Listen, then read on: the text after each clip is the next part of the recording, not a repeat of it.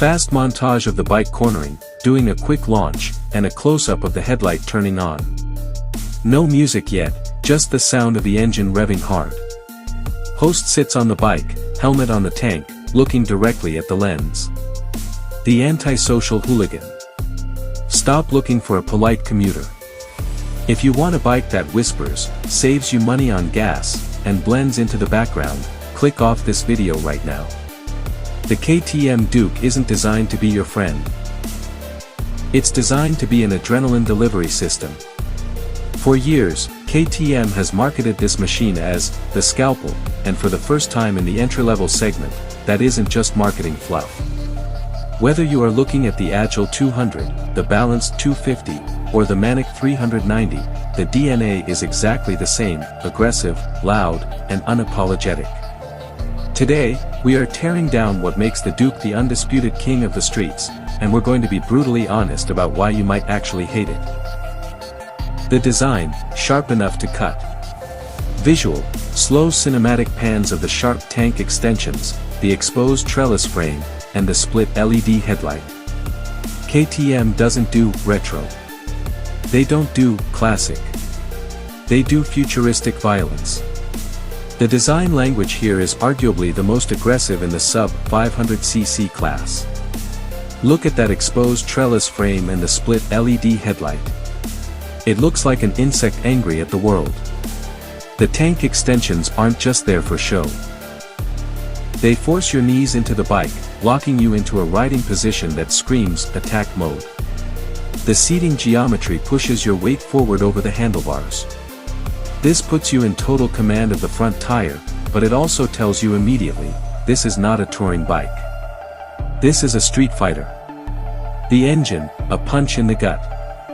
Visual, POV shot of the TFT display as the rev counter climbs rapidly. The shift light flashes. Let's talk about the heart of the beast. If you are riding the 390 Duke specifically, you are playing with a 373 cubic centimeters, or the newer 399 cubic centimeters LC4C, single-cylinder engine. And that single-cylinder part is crucial. Unlike the smooth, linear power of a Yamaha MT-03 or a Kawasaki Z400, the Duke is chaotic. It is torque-heavy and impulsive. Below 3,000 revolutions per minute, it can feel a bit snatchy. It hates going slow. But once you cross 5,000 revolutions per minute, the bike wakes up and pulls with a ferocity that feels illegal for this displacement. The Quick Shifter Plus, on the 390 models, allows for clutchless up and down shifts, and let me tell you, banging through gears on this thing while merging onto a highway is an addiction. It doesn't accelerate, it teleports. Handling, why they call it the scalpel. Visual, drone shot or tracking shot of the bike taking a sharp curve, leaning deep. This is where the Duke embarrasses bikes twice its price. The suspension setup, usually WP Apex, is tuned stiff. Very stiff. On a smooth canyon road or a track, this stiffness translates to absolute telepathic handling. You don't steer the Duke, you just think about turning, and the bike is already leaned over. The light curb weight makes it flickable in city traffic, allowing you to slice through gaps that huge cruisers wouldn't dare attempt. The brakes are bitey and provide massive feedback. If you are a rider who values corner speed over straight-line drag racing, this chassis is a masterpiece. The tech suite, punching above its weight. Visual, close-up of the TFT screen toggling through modes and the Supermoto ABS setting. KTM changed the game with electronics.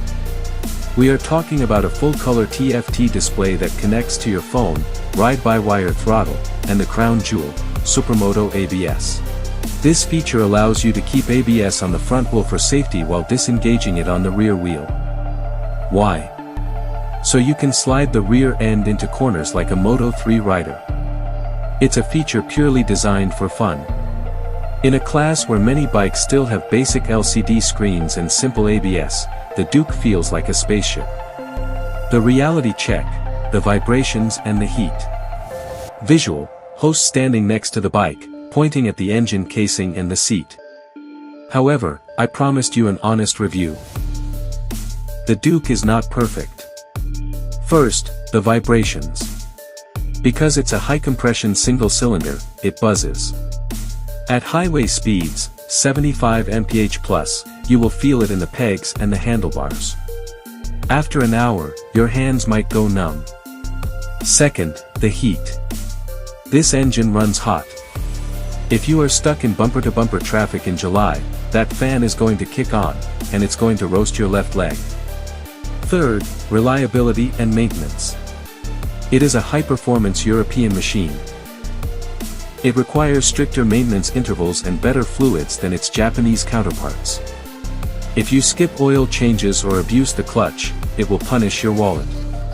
The verdict: who is this for? Visual: final montage of the bike riding away into the distance, exhaust note fading out. So, should you buy the KTM Duke? If you want a comfortable commuter to casually ride to work while listening to a podcast, buy a Honda. But, if you treat every stoplight like a drag strip, if you seek out corners on the weekends, and if you want a machine that challenges you to be a better, faster rider, the Duke stands alone. It is raw, it is flawed, and it is absolutely thrilling. It's not for everyone. But if you have the orange fever, nothing else will cure it. Ride safe, and I'll see you in the next one.